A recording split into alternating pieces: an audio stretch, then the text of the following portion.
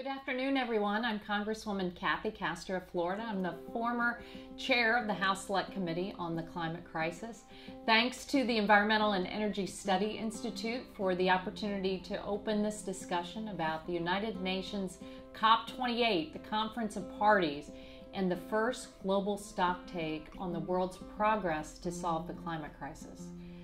Climate conferences allow leaders across the U.S., and nonprofits, and the private sector to influence international climate policy. And COP28 is no different.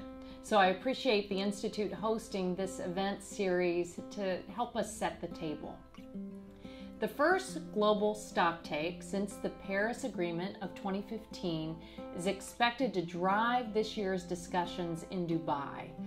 An early look at the stocktake's findings indicates that the nations across the globe are not on track to achieve the Paris Agreement's objectives, including the overriding goal to keep a limit on warming. The threshold of 1.5 degrees Celsius is the threshold beyond which scientists say it will be increasingly hard for humans to avoid the worst impacts of the heating planet. The planet is already warmed about 1.2 degrees Celsius, and emissions that are driving up the change are also going up and not down. So we need to fight to reduce pollution and do so with accountability. According to the 5th National Climate Assessment released just last month, the impacts of human-caused climate change are already far-reaching and worsening across every region of the United States. Rapidly reducing greenhouse gas pollution can limit future warming and associated increases in many risks. And while efforts to adapt and reduce pollution have expanded since 2018, and U.S. emissions have fallen since 2007, without deeper cuts in global greenhouse gas pollution and accelerated adaptation, severe climate risks will continue to grow. Each increment of warming that the world avoids through actions that cut pollution or remove carbon dioxide from the atmosphere reduces the risks and harmful impacts of climate change. Here in Florida, we just lived through the hottest year on record. It was oppressively hot and dry, and some coastal waters reached temperatures exceeding 101 degrees. It's like a jacuzzi.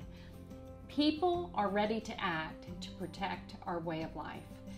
And while I know that the climate extremes and the higher cost and harm to frontline communities can feel overwhelming and discouraging, we also have reasons to hope. In 2015, when the Paris Agreement was signed, UN scientists believed that we were headed for an apocalyptic 3.6 degrees Celsius of warming by the end of the century.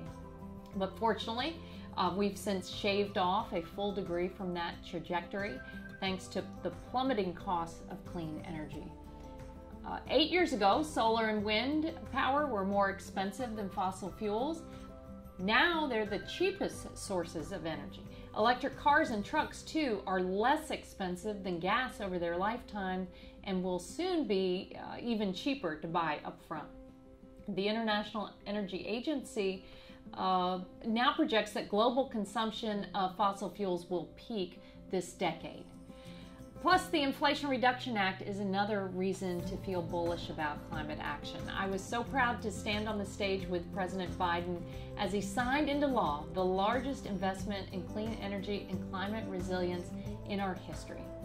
And America's climate law is the envy of the world because it's cutting the cost of energy, it's creating jobs, so many that it's difficult to keep up with the announcements of new factories all across America.